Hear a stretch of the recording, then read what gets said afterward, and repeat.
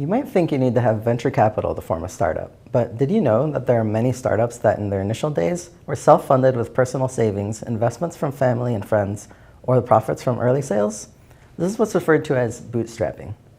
While bootstrapping your startup might be the easiest way to get it off the ground, it's a huge risk. To mitigate this risk, bootstrap startups founders need to make their dollars work for them.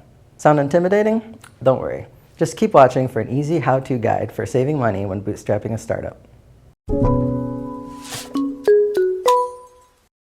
And remember, if you find this information useful for your startup, please take a moment to like and subscribe. Now, let's look at the top ways founders can save money bootstrapping a startup. For startup founders that are bootstrapping, the term runway doesn't refer to airplanes taking off. Rather, it defines the amount of financial runway in front of your business. This is essentially the amount of time you have before your startup runs out of money. Experts say that most seed stage startups need at least 12 to 18 months worth of runway to take off.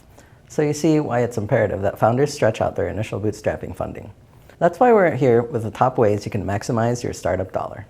I'm going to walk you through 8 key steps founders can take to get the most out of their initial startup investment. It's true, budgeting is crucial to the success of your startup. You need to know upfront where your limited funds are going. This will help you make good decisions and avoid surprise expenses. Your budget will function as a planning tool before your startup is off the ground. Then, once your startup is up and running, you can use your budget to analyze and measure your progress. Remember, when developing a budget for your bootstrap startup, it's always best to be conservative when making income projections. You'll also want to overestimate expenses. This will give you far more leeway and fewer surprises so you can stick within your budget.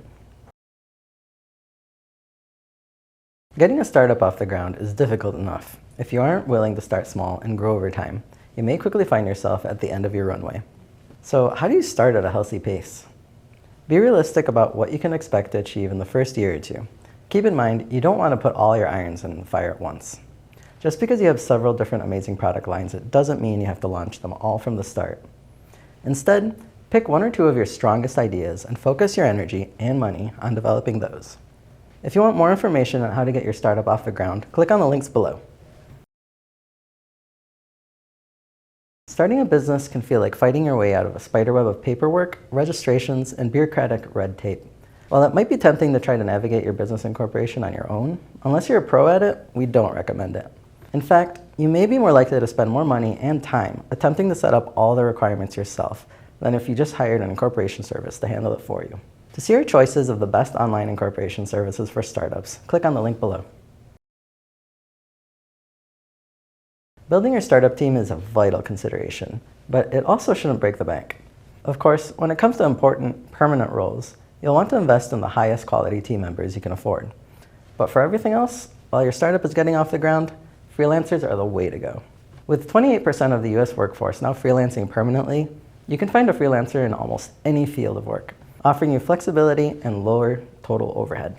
There are several platforms available online to connect you with freelance talent. We recommend finding a freelance talent through Fiverr. Click on the link below to learn more.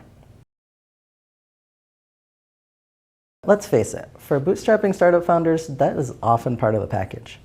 But it's vital that you stay on top of it so it doesn't drag your startup down. Here's what we mean. If you're stuck having to choose between paying off your debt or budgeting funds for growth, always pick paying off your debt until it is paid off.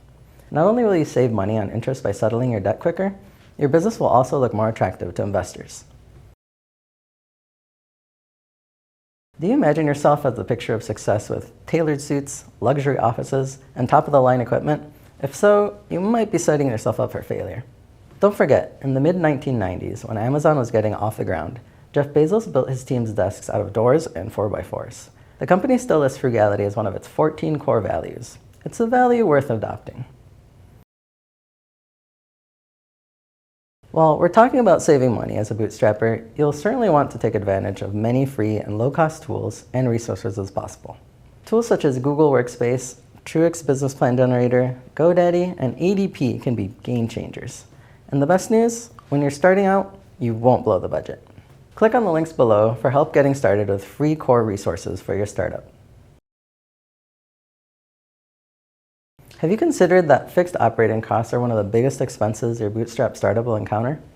Did you know that one of the easiest ways to reduce this cost, though, is to have your team work remotely or in a hybrid model? Now, more than ever, businesses and employees are embracing remote work. And there are other benefits beyond cost savings. Not restricting yourself to a geographic location, you open up your hiring options to a far larger pool of prospects. There you have it. The top 8 ways you can save money when bootstrapping your startup and give your business the longest runway possible for a successful takeoff.